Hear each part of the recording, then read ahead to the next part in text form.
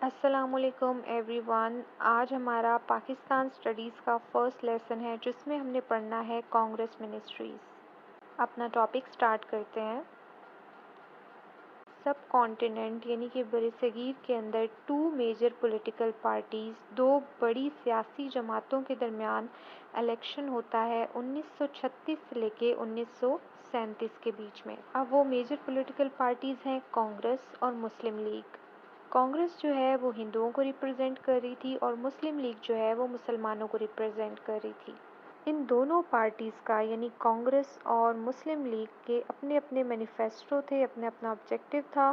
دونوں جو پارٹیز ہیں وہ اپنی اپنی نیشنز کو پروٹیکٹ کرنا چاہتی تھی. یعنی کانگریس جو ہے وہ ہندوؤں کو پروٹیکشن دینا چاہتی تھی اور جو مسلم لیگ ہے وہ مسلمانوں کو پروٹیکشن دینا چاہتی تھی. کیونکہ ان دونوں کا جو میجر ڈفرنس تھا وہ ریلیجن کا تھا اور ان کی جو ریلیجس ٹیچنگز تھیں وہ بھی ایک دوسرے سے مختلف تھیں. اب کیا ہوتا ہے کہ یہ جو 1936 سے لے کے 1937 کے بیچ میں یہ جو الیکشن ہوتا ہے کانگریس اور مسلم لیگ کے درمیان، اس میں کانگریس کو ایک بڑی کامیابی ملتی ہے. یعنی 1585 سیٹس میں سے کانگریس جو ہے وہ 704 سیٹیں جیت جاتی ہے اور 5 پروونسز کے اندر یعنی مدراس، یو پی، سی پی، بہار، اڑیسہ کے اندر کانگریس کو بہت بھاری کامیابی ملتی ہے. اس کے اندر اس کو میجورٹی ملتی ہے. اس کے علاوہ جو مسلم لیگ ہے وہ 491 میں سے صرف 106 ووٹس لے پاتی ہے اور اس کو ناکامی کا سامنا کرنا پڑتا ہے. اب کیا ہوتا ہے کہ کانگریس الیکشن جیتنے کے بعد منسٹرز اپوائنٹ کرتی ہے اور یہ جو کانگریس منسٹریز ہیں یہ اپنی ایک الگ سے پالیسیز بناتی ہیں اور یہ جو پالیسیز ہیں ان کی وجہ سے مسلمانوں کے لیے ایک ڈارک پیریڈ سٹارٹ ہو جاتا ہے اور یہ پالیسیز جو ہیں وہ مسلمانوں کو ٹربل میں ڈال دیتی ہیں. اب آج کے لیسن میں ہم نے وہی پالیسیز کے بارے میں پڑھنا ہے کہ کانگریس نے کیا پالیسیز بنائی جس کے بعد مسلمان جو ہیں وہ فیڈ اپ ہو گئے اور انہوں نے یہ سوچ لیا کہ ہمارا ہندوؤں کے ساتھ نہیں چل سکتا، ہمارے پاس ایک الگ ملک ہونا ہی چاہیے. فرسٹ پوائنٹ ہے اس میں ہندو مسلم رائٹس، یعنی ہندوؤں اور مسلمانوں کے درمیان فسادات برپا ہو گئے. جب کانگریس الیکشن جیتی اس نے اپنے رولز بنائے، اپنی پالیسیز بنائی جو کہ ہندوؤں کو صرف پروٹیکٹ کر رہی تھی اور جو ادر مائنورٹیز تھیں یا جو مسلمز تھے ان کو بالکل بھی پروٹیکشن نہیں تھی، ان کے ساتھ ناانصافی کی جا رہی تھی. وہاں سے ہندو مسلم رائٹس ہوئے یعنی کہ ہندو مسلم اختلافات ہوئے، فسادات ہوئے. اور یہاں پہ اس نے کہا ہے کہ یہ ایک آرگنائزڈ اٹیمپٹ تھی، یعنی کہ ایک سوچی سمجھی ایک سازش تھی، ایک چال تھی جس کے ذریعے انہوں نے مسلمانوں کی جان، مال اور عزت کو تباہ کرنا شروع کر دیا. مسلمانوں کو بے عزت کرنا شروع کر دیا. ان کی جو جائیدادیں تھیں، جو پراپرٹیز تھیں ان کو جلا دیا جاتا تھا اور ہندی کو انہوں نے ایز اے آفیشیل لینگویج جو ہے وہ ڈکلیئر کر دیا. انہوں نے کہا کہ اردو جو ہے وہ نہیں بولی جائے گی اور ہندی کو سرکاری زبان کا درجہ دے دیا. نیکسٹ اس میں پوائنٹ ہے بندے ماترم. اس میں اس نے کہا ہے کہ یہ ایک ایسا ترانہ تھا یا ایک ایسا سانگ تھا جس میں اس طرح کی ورسز تھیں، اس طرح کی لائنز تھیں جو مسلمز اور اسلام کے خلاف تھیں. یعنی کہ جو ہندو نیشنلزم کو پروموٹ کری تھی، ہندوؤں کی یکجہتی کو پروموٹ کری تھی اور مسلمانوں کے خلاف تھی.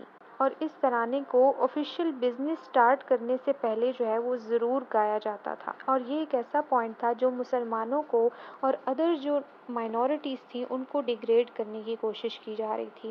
نیکسٹ اس میں پوائنٹ ہے واردھا اسکیم. یہ ایک بیسک ایجوکیشنل اسکیم تھی گاندھی کی طرف سے. یہ گاندھی کی فلسفی تھی اور اس کے ذریعے جو مسلم چلڈرن کے جو ذہن تھے، جو مسلمان بچوں کے دماغ تھے ان کو خراب کیا جا رہا تھا، ان کو ورغلایا جا رہا تھا، مینوپولیٹ کیا جا رہا تھا تاکہ وہ کانگریس کی طرف جو ہے یا ہندوازم کی طرف مائل ہو جائیں. نیکسٹ اس میں پوائنٹ ہے 3 کلرڈ فلیگ. اس میں وہ کہتا ہے کہ جیسے ہی کانگریس جیتی اس نے گورنمنٹل انسٹیٹیوشنز پہ یا سرکاری اداروں پہ ترنگے کو لگا دیا. اس ترنگے کے اندر ایک یونین جیک تھا جو یہ ثابت کرتا تھا کہ یہاں پہ صرف 2 سپر پاورز ہیں، ایک برٹش اور ایک ہندو. یہ جو چیز تھی یہ مسلمانوں کو بہت ناگوار گزری کیونکہ اس میں واضح طور پہ یہ ثابت کیا جا رہا تھا کہ ہندو اور برٹش جو ہیں وہ بیٹر رول کر سکتے ہیں اور مسلمانوں کی کوئی ویلیو نہیں ہے، کوئی وقت نہیں ہے. نیکسٹ اس میں پوائنٹ ہے ودیا مندر اسکیم. اس میں اس نے کہا ہے کہ یہ ایک ایجوکیشنل پالیسی تھی جو کہ نان ہندوز کو ہندوازم میں کنورٹ کر رہی تھی، یعنی کہ جو لوگ مسلمان تھے یا ادر ریلیجن سے بلانگ کرتے تھے ان کو ہندوازم کی طرف کنورٹ کرنا، اس ایجوکیشنل اسکیم کا یہی مقصد تھا۔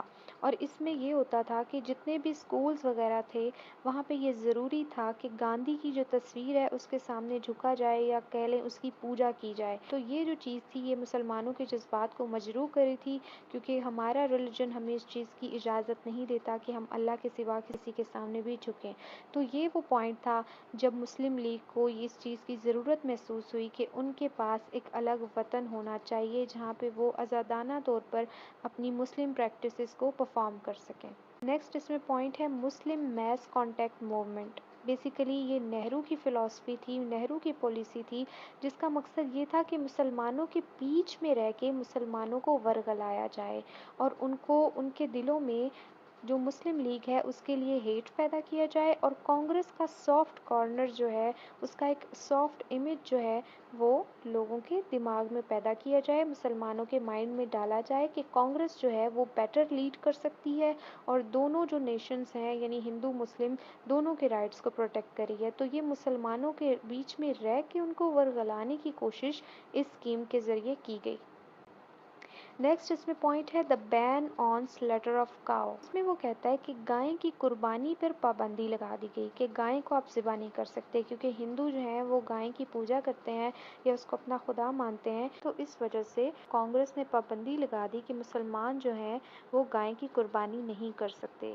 دوسرا انہوں نے یہ کیا کہ جو اذان تھی اس پہ پابندی لگا دی کہ اذان جو ہے وہ نہیں کی جا سکتی، اور جو لوگ مسجد میں نماز پڑھتے تھے ان کو ڈسٹرب کیا جاتا تھا، ان کے اوپر اٹیک کیا جاتا تھا اور کافی نماز پڑھنے میں ہرڈلز کریٹ کی جاتی تھیں۔ اور اس کے علاوہ انہوں نے اور بھی بہت سارے ہتھ کنڈے اپنائے اور بھی بہت ساری پالیسیز جو ہیں وہ اپنائی، جس کے ذریعے انہوں نے مسلمانوں کو ٹارچر کرنا شروع کر دیا، جس سے مسلمانوں کی جان مال اور عزت جو ہے وہ بالکل بھی محفوظ نہیں تھی۔ تو اس کے بعد ان کو اس چیز کا احساس ہوا، مسلم لیگ کو اس چیز کا احساس ہوا، ضرورت محسوس ہوئی کہ مسلمانوں کے پاس ان کا ایک الگ وطن ہونا چاہیے۔ نیکسٹ اس میں جو پوائنٹ ہے وہ ہے پیر پور رپورٹ اینڈ ادر انکوائریز۔ اس میں اس نے کہا کہ 28 مارچ 1938 کو مسلم لیگ نے 8 ممبرز پر مشتمل ایک کمیٹی بنائی جس کی صدارت راجہ سید محمد نے کی۔ اس کمیٹی کا مقصد یہ تھا کہ کانگریس کی جو ہتھ کنڈے ہیں، جو پالیسیز ہیں ان کو بے نقاب کیا جائے کہ کانگریس کر کیا رہی ہے مسلمانوں کے ساتھ اور دوسری مائنورٹیز کے ساتھ۔ تو اس کمیٹی نے ایک رپورٹ تیار کی جس کا فرسٹ پوائنٹ یہ تھا کہ Congress ministries have failed to inspire the confidence of minorities, یعنی کانگریس نے مائنورٹیز کا بالکل بھی خیال نہیں کیا، مائنورٹیز کے لیے اس نے کچھ نہیں کیا، صرف انہوں نے ہندوز کو پروٹیکٹ کیا۔ اس رپورٹ کی سیکنڈ فائنڈنگ یہ تھی کہ Congress leaders tried to purchase Muslim leaders, کہ کانگریس نے مسلم لیگ کے جو لیڈرز تھے ان کو پرچیز کرنے کی کوشش کی، یعنی کہ ان کو برائب کرنے کی کوشش کی تاکہ وہ مسلم لیگ کو چھوڑ کر کانگریس کو جوائن کر لیں۔ نمبر 3 پہ جو فائنڈنگ تھی وہ تھی کانگریس ٹرائیڈ ٹو ڈسٹروائے مسلم سولیڈیرٹی، یعنی مسلمانوں کے درمیان یہ جو یکجہتی تھی، یہ جو یونین تھا اس کو ڈسٹروائے کرنے کی، تباہ کرنے کی کوشش کی انہوں نے۔ جیسا میں نے آپ کو بتایا کہ وردہ اسکیم اور جو بھی ان کی ایجوکیشنل اسکیمز تھیں اس سے انہوں نے مینیپولیٹ کرنے کی کوشش کی مسلمانوں کو، مسلم بچوں کو، مسلمانوں کے بچوں کو، تاکہ ان کے مائنڈ میں کانگریس کا یا ہندوؤں کا ایک سافٹ امیج بنایا جا سکے تاکہ وہ اسلام کو چھوڑ کر ہندوازم کی طرف کنورٹ ہو جائیں۔ اس کے علاوہ شریف رپورٹ تھی، فضل الحق رپورٹ تھی، ان سب رپورٹس کی جو فائنڈنگ تھی اس نے یہ ثابت کیا کہ کانگریس جو ہے وہ ہندو راج کو پروموٹ کر رہی ہے، کانگریس پارٹی صرف ہندوؤں کے لیے کام کر رہی ہے، مسلمانوں کے کلچر سے، ان کی عزت جان مال کی حفاظت سے کانگریس کو کوئی غرض نہیں ہے، جسٹ وہ مسلمانوں کے کلچر کو، ان کی آئیڈینٹی کو، شناخت کو تباہ کرنا چاہتی ہے اور مسلمان اس چیز کو بالکل بھی برداشت نہیں کریں گے۔ اب یہاں پہ کیا ہوتا ہے کہ جو برٹش ہیں انہوں نے جرمنی کے خلاف وار ڈکلیئر کر دی، اور جتنی بھی اس ٹائم انڈو پاک کے اندر جو پارٹیز تھی سب کانٹیننٹ کے اندر، ان کو یہ اپیل کی کہ اس وار میں، اس جنگ میں آپ ہمارا ساتھ دیں۔ اب کیونکہ کانگریس جو ہے وہ پاور میں تھی تو اس نے جو برٹش ہیں ان کو پریشرائز کرنا شروع کر دیا اور کچھ کنڈیشنز رکھ دیں کہ اگر آپ ہماری یہ کنڈیشنز مانیں گے تبھی ہم آپ کا ساتھ دیں گے اس جنگ میں، ادروائز ہم اس جنگ میں آپ کا بالکل بھی ساتھ نہیں دیں گے۔ تو برٹش نے کانگریس کی کچھ کنڈیشنز مان بھی لیں اور ساتھ ہی ساتھ یہ بھی کہا کہ سب کانٹیننٹ کے اندر جو بھی ہوگا وہ دونوں پارٹیز کی مرضی سے ہوگا، یعنی مسلم لیگ اور کانگریس کی مرضی سے ہوگا، تو کیونکہ دونوں کے مفادات کو دیکھا جائے گا اس کی بیسس پہ ہم فیصلہ کریں گے۔